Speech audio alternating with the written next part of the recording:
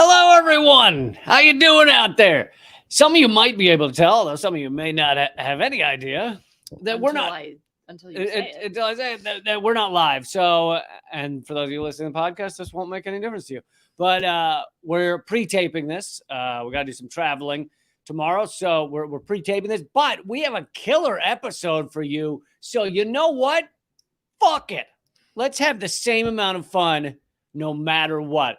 We got information on NATO and how they're going to destroy the world, continue to destroy the world. They've been working on it for a while now. It's been going okay. We've got some great civil disobedience action that's pretty amazing.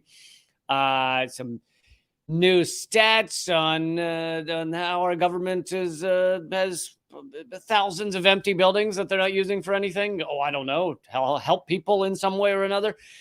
And we got other news. So it's all coming your way in this hour that happens to be slightly taped a little before the time. Just hold whatever comments that you're burning to write in. You can still leave comments. They're not live. Yeah, but they can still leave them. I know, but you could also save them till we hang out next time. No, leave your comments right now. Do it. It's not as much fun. It's like having a conversation after the fact. Okay, you are like ruining our comment thread right now. You realize this is a premiere, so to them it's live, and they could comment live and have a live chat. Not live. Yeah, but the chat is live, so they could have a live chat that you are ruining, that you're poo-pooing. You mean the people can comment with each other? Oh my God, could you sound like you're more disgusted by the people? Jesus. I didn't know how this worked. I thought it just went up on YouTube. I don't know how the internet works. Yes, you could be having a live chat right now. Anyway. Okay, well then have a live chat. Let's move on while Eleanor tries to ruin our entire show. You know what? Everybody also don't thumbs up anything. Could you do that? And don't share it with anyone. I didn't say that. I'm joined by Eleanor Goldfield. Regretting the decision, but she is here. Just wait. So let's get started here. And this one, I saved it a couple of days so that I could talk about it with you because it is your one of your home countries. You're both American and Swedish. But we have found that Sweden has felt left out of World War III, and they wanted to get in on it. They were like, what? It was a lot of FOMO. It was like, why are we missing out on just a spiral towards a continent-wide war? And so luckily, we have found in the past few days that Sweden will be joining NATO because Turkey has somehow backed down their opposition to it. I mean, there's so much to say. I could sit here for the next 2 hours and discuss how fakaked this is, but we don't have that kind of time. We don't have time for fakakking. But this also speaks volumes about, Sweden likes to tout itself as a country that stands up for human rights, which joining NATO on a very purely just a foundational level just ruins that idea. But also having to kiss ass to the likes of Erdogan and Turkey. There's that too.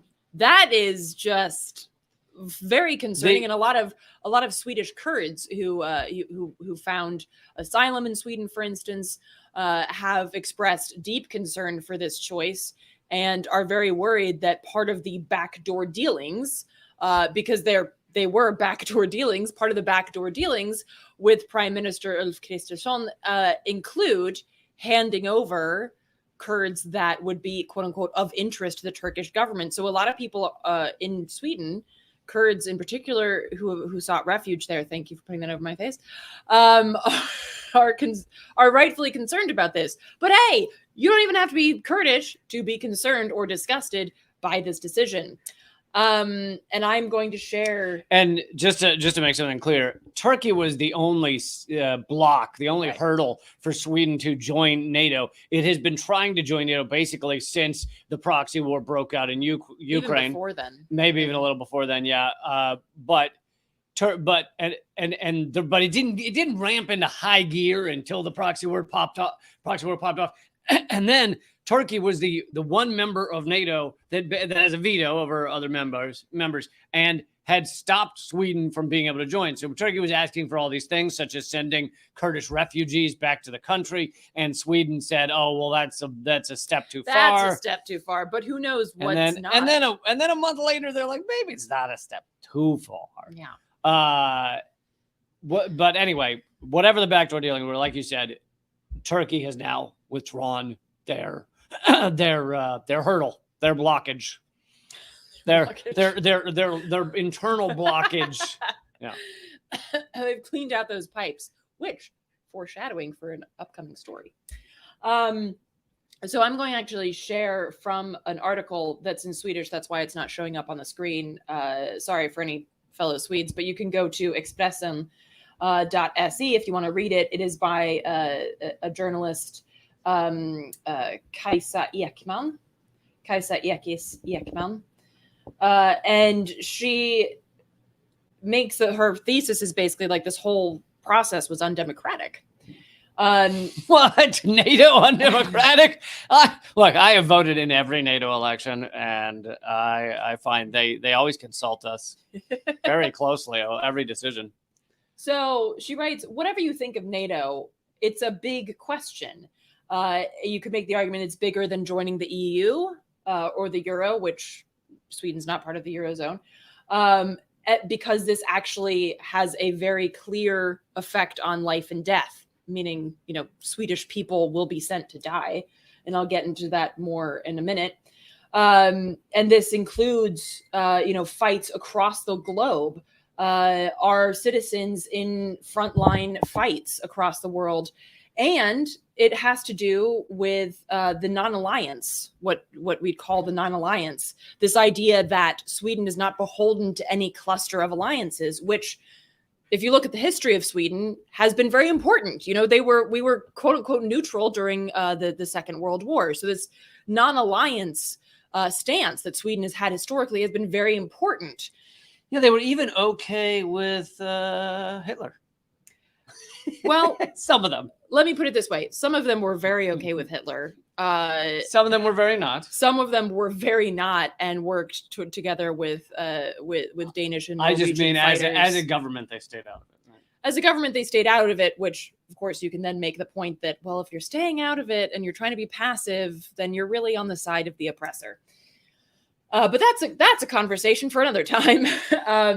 So her point is this was basically a move to get rid of 200 years of this non-alliance standpoint that Sweden has had. And shouldn't this then have been put up for a vote? And this is actually common practice for countries that want to become NATO members, that they have a vote in their country. Do we want to join NATO? Sweden never fucking did that. And even more so, a lot of people in the last election, which was last year, a lot of politicians said... Yeah, our light just went out. Sorry about that, folks. Is it feeling darker? It's because I'm talking about such a dark topic. That's weird because I just charged those. Apparently not. Apparently not. Anywho, a lot of politicians last year campaigned on, including the fucking far-right fascists, that we would not ever join NATO. And in fact, the current what is his specific? He is the what do you call it? The defense minister for Sweden, Peter Hultqvist, said that he would never let Sweden join NATO. And then he just fucking changed his mind, and he literally gave an exact time and date. He said April 11th at 8:15 a.m. I changed my mind. Jesus Christ. I don't know why the fuck he needed to give us a time and date. Like, oh, this is the time and date that you decided that you're going to be overtly full of shit. Was his point that was the moment that that Putin? No, I think that happened in February. But anyway, I think. Oh yeah, that totally happened in February. So what is that? What the fuck was April 11th? So his point, he said in the interview, my feeling was we just can't do this anymore. Do what? Be peaceful? As in, like, we have to move against Russia. Support peace? We have to move against Russia.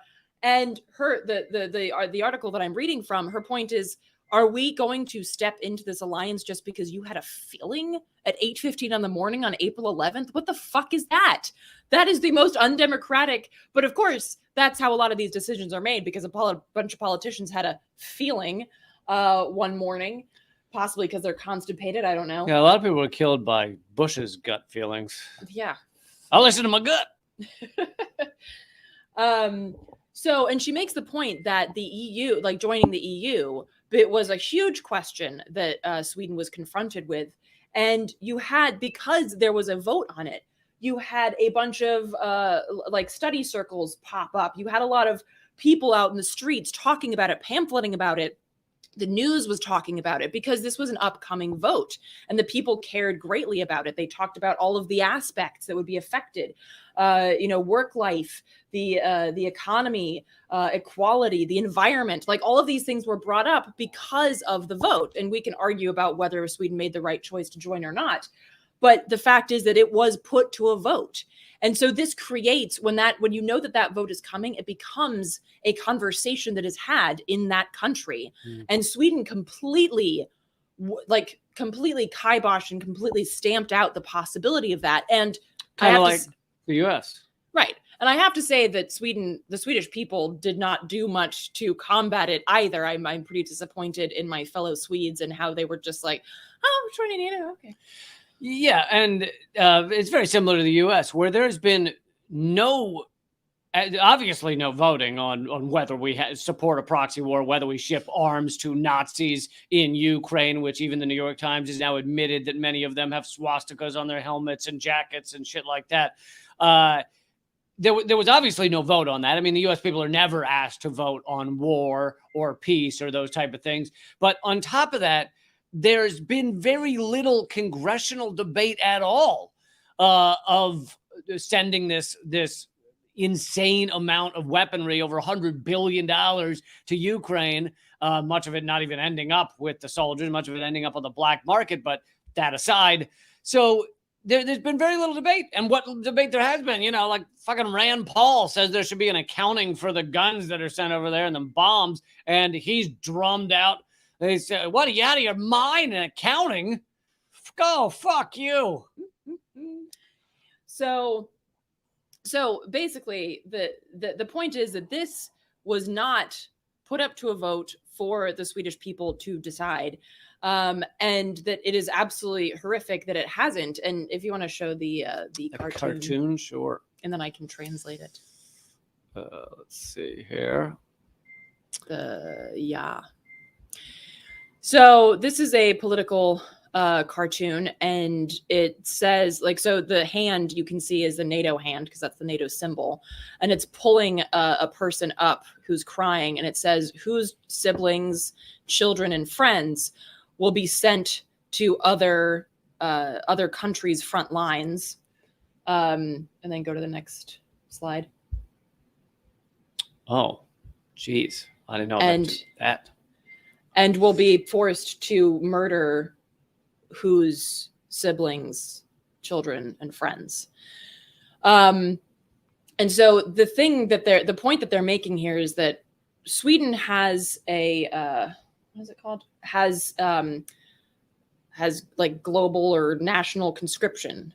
So there's no like signing up for the military. There's no like, if Sweden needs military, it is like it is your duty to serve. They could just say you're now serving. Right. It's called värnplikt. Yeah. And so that means that if NATO just decides, hey, Sweden, we need X amount of fucking Swedes on the front lines, that's now Sweden's duty as a member of NATO to send our children over to fight basically what amounts to the U.S. empire's enemies. Because let's be clear, NATO is just an arm of U.S. hegemonic violence. So that's the point that's being made here, because again, like when you have this this national mandatory draft, I guess is another way to put it. It's not just a matter of being like, you know what? I don't like that we joined NATO, but I just don't have to engage with it. No, you will have to fucking engage with it. And speaking as somebody who I think all U.S. citizens or Americans who live here can attest to, I don't know anybody my age or 45 or 50 or younger that doesn't know someone who has PTSD, who has extreme moral trauma or has in fact committed suicide because of the endless wars that the US has engaged in post 9/11. Yeah. And it's not something that you want to fucking have. You don't want to have children and friends and siblings and cousins that that carry this burden, and ultimately many who commit suicide because they can't carry it. And we do have some discussion in America of the number of U.S. men and women that die in these conflicts. I'd say that's fairly often talked about, but there's much less discussion of what happens to the people who survive and come back to the United States. And many of them are, like you're saying, so troubled. Many of them, it was 20, the average a couple of years ago, I don't know if it's changed, but was 25 a day were killing themselves. 25 U.S. veterans a day were killing themselves. Just fucking incredible numbers. And very little conversation. It's basically like, okay, we'll talk about how we don't want them to die over there, but outside of that, whatever else happens to their lives is just fair game, you know?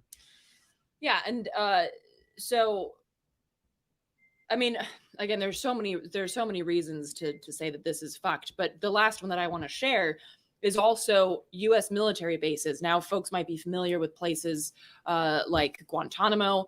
There's also, there's been an ongoing fight. That's a theme restaurant like Medieval Times, is it? Spa. It's a day spa, Guantanamo Day Spa. That's yeah, right. Sorry. Yeah. Really good massage packages. Got it. So, and then there's been also, since basically World War II, there's been a movement in Japan to get U.S. military bases out of Japan, unsuccessfully, unfortunately. And this is something that actually a cousin of mine who lives on the island of Gotland, which is on the eastern side of Sweden. So, oh my goodness, it's closer to Russia than the rest of the country. There's talk of them basically of NATO creating a giant fucking U.S. military that's base. where the Russian whales come in. They got to put a base there. You got to stop the Russian whales. So, and if you've ever seen pictures of Gotland, if you've ever looked at, I mean, it's fucking gorgeous. It's like this fairy tale, like Sleeping Beauty style fucking castles on an island off of the coast of Sweden. And they want to build a fucking military base there and all of the environmental destruction that goes with it. And I mean, this is par for the course. And now, politicians are saying, oh, well, yes, we've joined NATO, but listen, we are going to make sure that we don't have to keep any nuclear weapons on Swedish ground. Well, why the fuck should we believe you? Because you campaigned on not joining NATO, and here we are. We're in NATO. Zelensky campaigned on peace as well. So why the fuck should we believe that Sweden's not going to be home to a bunch of nuclear weapons? Because we obviously can't trust you. And here I'm over here being like, you should never trust politicians anyway. I'm beginning to think all politicians have some sort of issue where they lie during the campaign, and then they get in office and they do other things. I don't know what that's called or what that is, but it's been happening. So this is just all around badness. And all right, so in 1 second, we're going to move to another story about NATO and perhaps even more insane in just 1 second. I am going to take literally 1 minute. We're going to try and fix the lighting situation, and we'll be right back with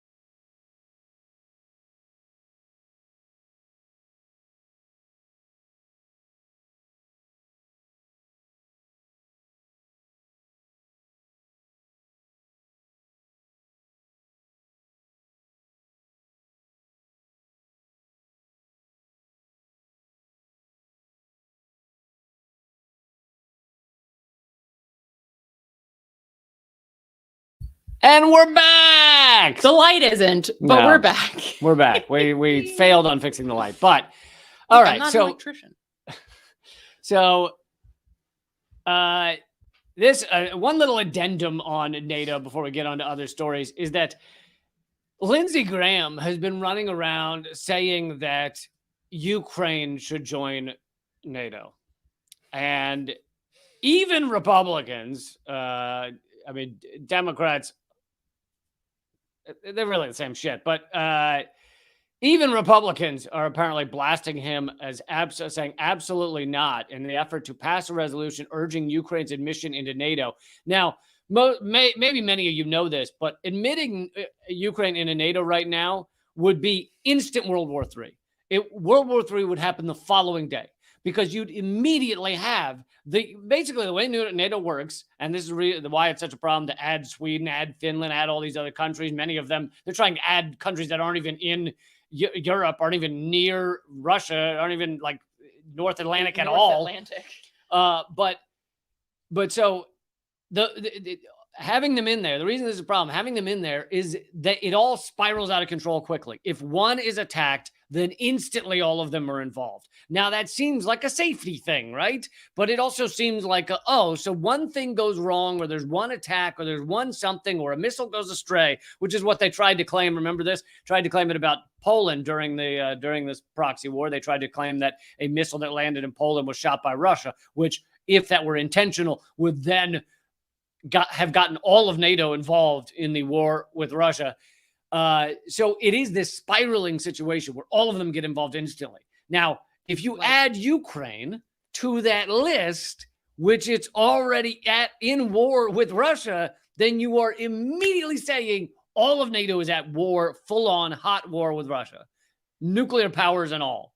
It's insane. Also, just to bolster your previous point about membership in NATO, Ben Norton wrote about this earlier last year, actually, more than a year and a half ago at this point, that there are documents from the German Foreign Ministry official in March 1991 that NATO made it clear to the Soviets that it would not expand beyond the Elbe River, which is in eastern Germany. And if you look at a map, sure as shit has. We're a little past Germany. So is it possible they just didn't check their maps or their they've GPS? Been learning geography in American middle schools? Is it possible one day now the U.S. or someone's going to look at it? Oh, I'm sorry. Wait a second. That is, you guys, back it up. Back it up. Everybody back it up. We are way past that line. I mean, I will say Americans are classically bad at geography. So maybe this is all just a big misunderstanding. There you go. But so most Americans could not still today find Ukraine on a map, even though they all are certain they want to send missiles to Nazis. And they're all flying the flag outside their home, but they can't find it on a goddamn map. And also that somebody, a Swedish person I follow, made this point on Instagram. They're like, why the fuck are we joining an alliance that was supposedly created to go up against a country that doesn't even fucking exist anymore? Right. Soviet Union. Yeah. So it's like, again, compounding stupidities. To fight a non-existent country. Also, we should throw in here that when the Soviet Union fell after 91, and you had a capitalist Russia, and in fact, Putin was put in basically by the U.S. I mean, they supported his rise because they viewed him as someone that would do essentially their bidding or close to their bidding. But during that time in the early 90s, Russia had requested membership to NATO. Russia had asked, we'd like to join NATO. And the U.S. and internally, we now know what their thoughts were, but the U.S. said no. And the thinking was, if we allow them to join NATO, then we can't continue to go after them in various ways, continue to extract from them. We would need to treat them a little more like an ally and like a partner. Like a Western European nation. Yeah. And so Russia tried to join NATO, and the U.S. said no. Yeah. But this shit from Lindsey Graham is, and this really is this shows that people like Lindsey Graham, people like John Bolton, who by the way, if you want to know how different the two parties are, John Bolton considered far right wing, just full on aiming for World War III, wants to bomb every country he's ever seen, wanted to bomb Iran, even though Iran is a powerful country with powerful allies and very well could spark And some also hasn't horrific fucking done shit. anything. Yeah, no, he did. He sunk the peace plan with North Korea that Trump had. So he's done something. Oh, you mean Iran has? Oh, I thought you meant John Bolton. No, John Bolton's a fucking war criminal. I meant Iran. He just wanted to bomb Iran for shits and giggles. Yeah, for shits and giggles. But anyway, far right wing. John Bolton said the other day that Joe Biden's decision to send cluster bombs, a war crime considered by most countries, last week. Which we did. John Bolton said that he thinks that was a great idea. So that's how different the parties are. And the sides, so-called sides of the two cheeks of the same backside. That's George Galloway's line. Anyway, so the beginning of the statement, the beginning of the thought, if I can get to the end of it ever. The beginning of the thought, if I can get to the end of it. The beginning of this thought, if I can get to the end of it, was that people like this, Lindsey Graham, John Bolton, etc., I think they hate themselves and what they are so much that they would like to see their end come along with the rest of the world. It's like, I'm taking the whole ship down with me. I think Rush Limbaugh was a lot like this too. Just utterly detestable human beings with no empathy, and they want to see the world blow up as they die so that it's like, okay, at least we all go. Like, they can't come to terms with their own mortality. They fucking hate themselves, and they want to kill us all. I think some of them love themselves too much, and they think that they have the answer. Trump loves himself. Like Pence, for instance, is of the perspective that it's good to support Israel because if you get all the Jews over to Israel, the second coming of Christ will happen, and then Israel will explode because Jews are evil. So that, and just to add, the rapture will happen. So that's not just Mike Pence. That is a common. No, I know. I'm just explaining. There's a common idea among certain evangelicals is that you have to get all the Jews to Israel. So that's why the largest funders of Israel and of Netanyahu actually hate Jews. Actually despise Jews and are hoping to kill all of them. I mean, it's funny because it's so fucked up. Like and then there are Jews across the world that are like, man, I love me some Mike Pence. And I'm like, dude, he wants you to burn in hell forever. Forever. Like, that's Forevers. why forever. To quote the kid from The Sandlot, forever. If you haven't seen that movie, go watch it. Deep reference. Oh my God. Well, okay, if you were a kid in the 90s and you didn't see Sandlot, you didn't have a childhood. I'm sorry. I didn't see Sandlot. I have since seen Sandlot. I know, because I tied you down and I forced you to watch it a la Clockwork Orange. I had to pour the eye drops into your eyes. Also, if you haven't seen Clockwork Orange, I don't know. Maybe do or don't watch that. She did do that. That is true. Okay, let's move on. We have a good news story.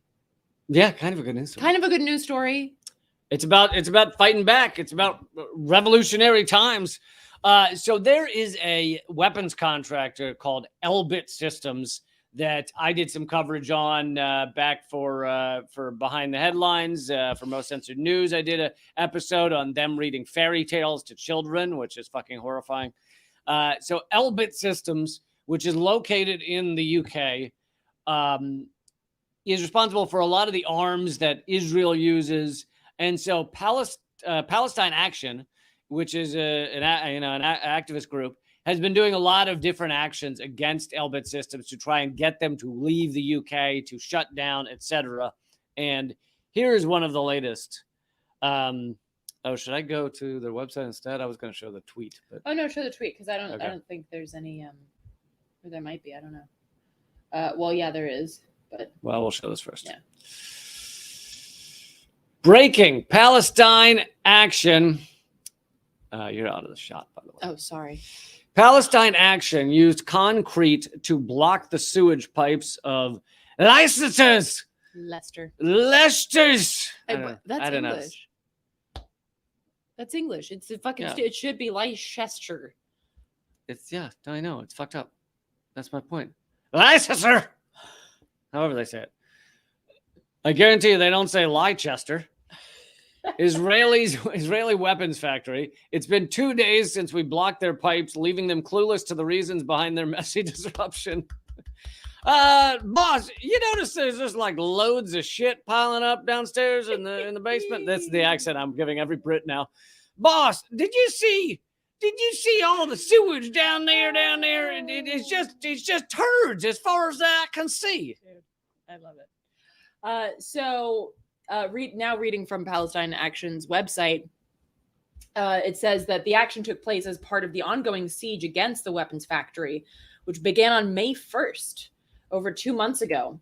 The siege has used a diversity of tactics, including blockades, camping on site, targeting their partners, not like their personal partners. They mean like their corporate partners.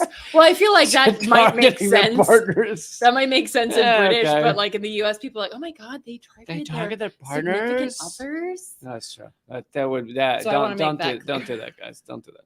I'm making it clear they're not like they haven't forced anybody's girlfriend to go into their safe room or anything. Mobilizing the local community, and now they've started interfering with the plumbing. So this is so this site in Leicester is pronounced Leicester factory where weaponry is manufactured and then exported directly to Israel. Leicester's UAV tactical systems flagship product, the Watchkeeper drone, has also been used extensively by the British military in Iraq, Afghanistan, and over the English Channel. The Watchkeeper is modeled on the notorious and deadly Hermes drone, openly marketed as battle-tested on the captive Palestinian population. And on June 21st of this year, an Elbit Hermes 450 drone was used to extrajudicially assassinate 3 Palestinians in Jenin. And I believe you've talked about what's going on in Jenin as well. So, and is often linked to documented assaults on the Palestinian people. So these are the kind of things that are coming out of this factory that they have shut down because of the literal shit that is flooding it. And I love this so much. It's got everything. It's got creativity. It's got activism. It's got fucking with them. It's got fucking with them in a new way. It's got fucking with them in a new way that they don't even understand is going on. So they're like, what is that smell?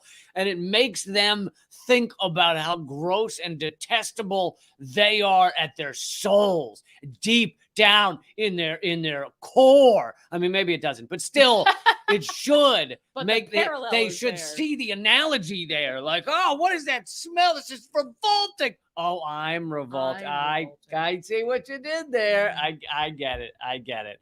I think there's a lot. I think there's a lot of what's going on in that factory right now. It's like, I see what you did there. I can't argue. You got me on that one. I am a piece of shit. I can't argue on that one. Huge props to the folks over at Palestine Action for this action, and may these ideas ricochet through sewer pipes across weapons manufacturers. Yes. All right. Let's move on to this story. This could kind of go along with the story I did a while back on how the Pentagon said in their latest audit failure, which they've never successfully been audited, they said, and mainstream media largely found this meaningless and not worth covering, that they can't account for 55% of their assets. They don't know their assets from their elbows. They cannot account for over half of all of the shit they have, whether it be guns, Blackhawks, or buildings. Imagine if you just like sent a little Post-it with your taxes to the IRS, and you're like, hey, so I tried doing my taxes, but look, I don't know where 50% of my shit is.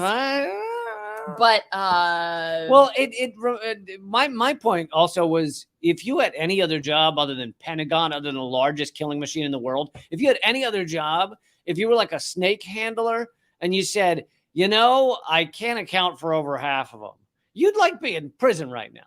So Yeah, it's only they can say this and get away with it. But so this isn't the Pentagon. This is the federal government in general. It may include some of the Pentagon.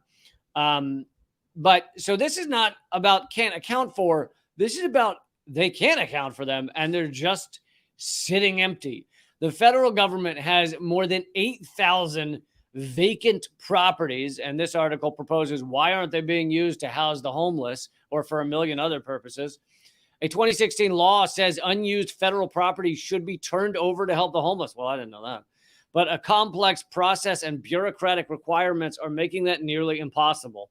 Well, yeah, because the government has to want to actually do it. You have to want to do the thing. In Alameda, an island located in the San Francisco Bay, there's an old federal maritime training center built in 1942 that's been sitting vacant for years. For almost as long, residents there have been batting around ideas for what to do with it. Here's an idea. Let people live in it. They finally decided approving a measure to use the space to house older homeless. But that's obviously the exception. It's very rare that empty facilities are used for anything positive. And this just goes with the fact that we have 17 million empty houses across the United States.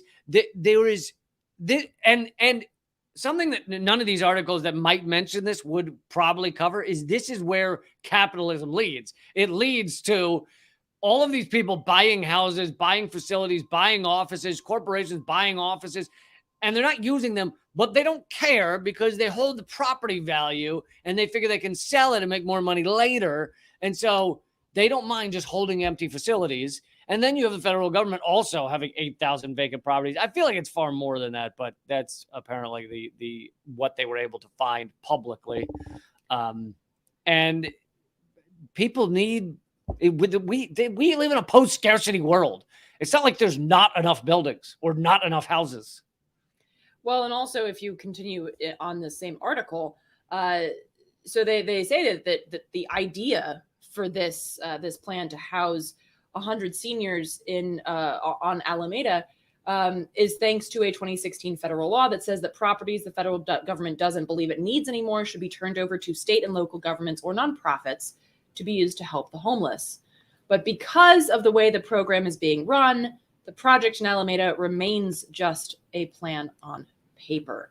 And so, the article also points out that while 8,000 are totally unused, another 898 are underutilized, perhaps because fewer workers are showing up or going there. So you could at least use part of those buildings for something. So basically, it sounds like what the issue is that they put this law into place to make it sound good and be like, oh yeah, we're going to help the homeless, but make it fucking impossible to do so. And you see this a lot. Like it's the same thing with food stamps or like a housing voucher, for instance. The shit that you have to be able to prove, or the very narrow niche that you have to fit into it in order to get a housing voucher. Right. And then the line for a housing voucher is like fucking 10 miles long, and there's billions of people in that fucking line. So it's like, hey, we have these things in place so that people can get help. Yeah, but if you make it impossible to get that help, then you don't have systems in place that make it possible to help people. And this seems like another one of those instances. Well, and what sometimes the reason for that is you could have fairly progressive lawmakers, maybe not great, but in California, probably fairly progressive lawmakers are the ones that were able to get this through, saying if it's an empty facility, it should be used for homeless. But then the people actually in charge of doing that in the federal government or these other agencies, they're like, yeah, I'm not fucking, I don't know. There's no one in charge of doing that. The easier thing for everyone involved is just to leave it empty. I don't mean for those who would benefit, but I mean for the people that in charge of the facility, just to leave it empty. Then they don't have to deal with passing it off to someone else. Like it's just, I mean, it's a combination of idiocy and not caring. Yeah. So the other point that he's making in this is that like there's a long string of people that have to say, no, I don't want it inside the government. For instance, the General Services Administration decides whether another agency needs the space. Hunter Biden gets a pass. Yeah. He has to turn it down. the Department of Housing and Urban Development gets to take a look and decide whether it can be used to assist the homeless. If it determines that it can, another agency, the Department of Health and Human Services, takes applications from state and local governments or nonprofits to take the property over for free. Asterisk at for free, however, because the department requires nonprofits and governments have the money up front to redevelop and maintain the buildings.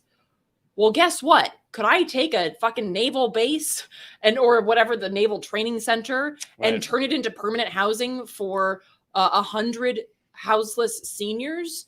How many fucking nonprofits do you know that have that money? They're like, yeah, absolutely. Sitting on cash, yeah. No, that's fucking dumb. So basically, you have a law that says, yeah, give it to the homeless, but if they don't have the money to maintain it, well, then that's not safe, and we can't give it to them. Also, Pete Buttigieg's dog sitter gets a first refusal on all properties. It's just the way our government works. I mean, that's nothing new, really. Yeah. All right. So, in a related story, by the way, if you're watching this, please click subscribe.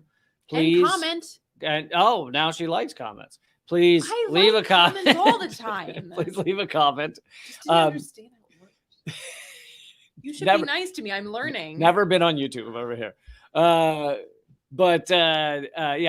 Click follow or subscribe and click the bell icon as well. Also, if you feel like, and we have more stories coming, I'm not wrapping up yet, but if you feel like you've gotten 38 cents out of this episode, which is what it all breaks down to, then please become a member at leecamp.net. The minimum is $6 a month, which would mean 38 cents an episode. And that means we're able to continue this show and my other live streams. By the way, this show is also a podcast. So if you're more of the podcast person, if you enjoy listening instead, it's called Common Censored, and it's wherever you can find your podcasts. So I hope you will take a listen to that on a long car ride as well.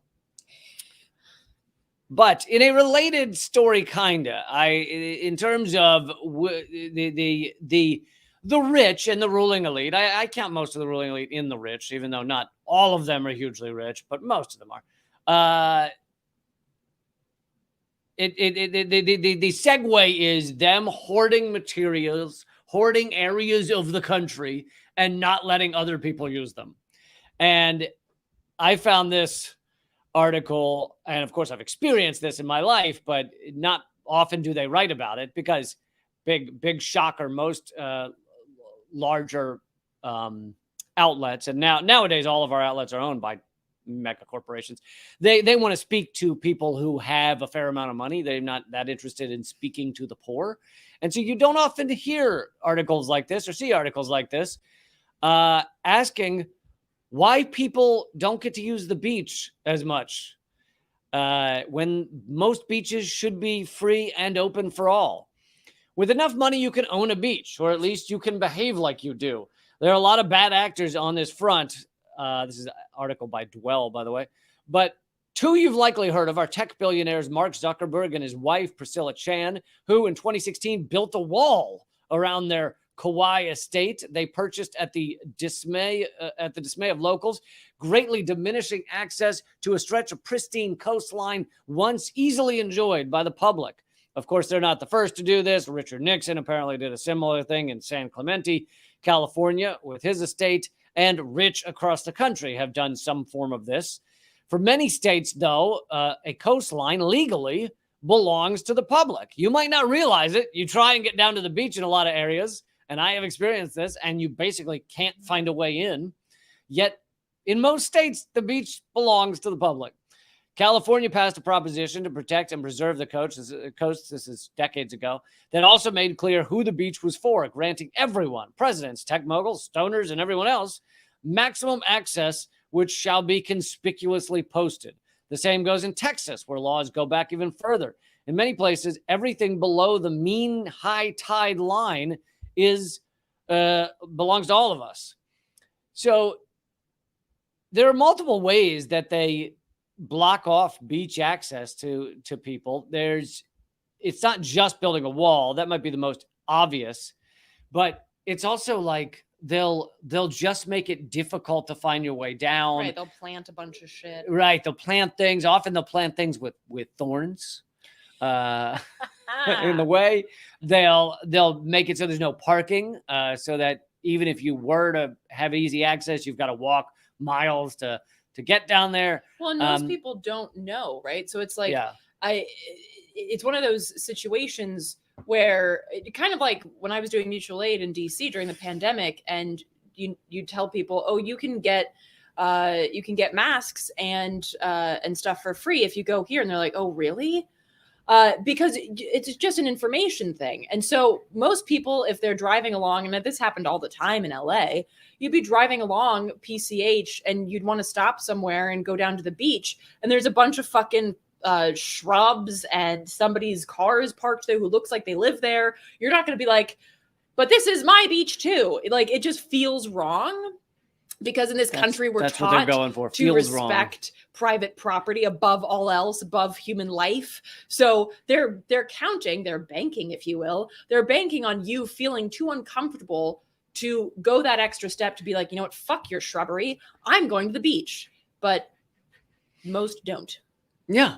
And they just make it as uncomfortable as possible. And I remember this from when I was a kid and we used to visit Florida, and you'd go down to certain areas of the beach, and it would be walled off up where the private property is. So you think you can't, you basically can't get to the beach, and you start to think like, oh, that's because they own that stretch of beach. No, they don't own any stretch of beach, right. But they own the area before the beach. And if they agree with their neighbors to wall all of that off with fences and driveways and things, then you can't actually get down to the thing that is public.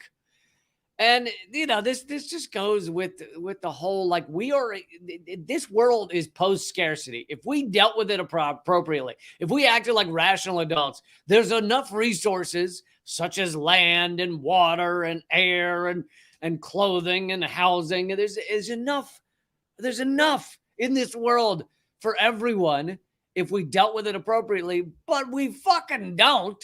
And it's because our economic system, which the idea initially of an economic system was to distribute things equally. Not equally, but to distribute things well, efficiently. But our economic system is about money over all else. If you have money, you have power, you can extract resources, you can collect resources such as land, and you can block it off from anybody else. Yeah. So what is the end call to action? Is it fuck your shrubbery, I'm going to the beach? Or is it just like, oh, well. The end call to action. I was wondering what the article said. The article's call to action. Also yours, but I wanted to give one, but I want to hear yours. Well, hold on. I had one more paragraph here. Let's see what this said. Coastal landowners in the U.S., including Zuckerberg and Chan, have a habit of redrawing lines in the sand, so to speak. In Malibu, access to Escondido Beach, have you ever been there? Yes. I have not. Had been blocked for decades by wealthy residents. The Los Angeles Times has reported used considerable resources to do so, meaning to block it. Before, in the 80s, owners of homes flanking an easement that led to the beach had fudged property lines and obscured access by paving new driveways and planting vegetation. But earlier this month, in a huge victory for the Coastal Commission and the public at large, the easement is now being restored. So they're giving people access, rich motherfuckers, back to the people. That's a different article. Oh, all right. That's what I was thinking with this, with a magazine such as this, there are no calls to action. Okay, what's yours then? Oh no, I was just going to say, well, you should definitely get creative with your ways of acting on this. One of them that was done that I always remembered was for a brief, I think it was 2 seasons or something. Michael Moore had a TV show called like TV Nation or something. It was never going to last long because he would like insult advertisers and shit like that. But one of the things they did, and this also involved Janine Garofalo when she was a basically no-name comedian, was they decided to invade a beach that is considered private in Connecticut. Now, Connecticut might be one of the states where you legally can like tell people they can't be on your beach.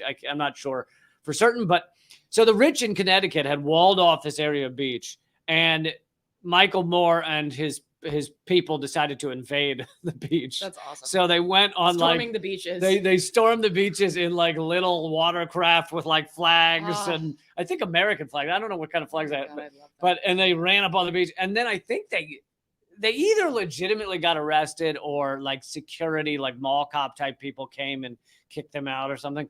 But they made it look like a real like invasion. That's so great.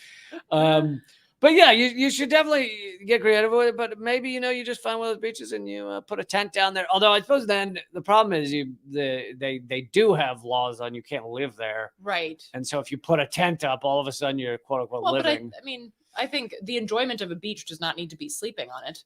No, I wanted to figure out a way people. I wanted to figure out a way for people to hold the space. Hold the space. Just have new people coming in. Oh, it's your shift now. Okay. Yes. But, and they actually wear the tent on their shoulders. So technically the tent is walking around. It doesn't. I'm also reminded of the Black Panthers whose tactic was to carry around like a literal book that had the legislation and law, so they could just show the cop and be like, actually, I'm allowed to fucking carry this rifle around. And so maybe you could just do that and be like carrying, get it from the whatever place has like the property designated public property. Just take a photocopy, and if somebody like comes down and is like, this is my beach, be like, no, motherfucker, it's not. Here you go, and just have it to show. But here's the problem: is I think in most cases, unless again you put up a tent or something, in most cases, once you're on the beach, they're not going to send someone to arrest you because they know they don't own it. Yeah, so but they might harass you, and a lot of these motherfuckers have like private security, so you could still. Well, true.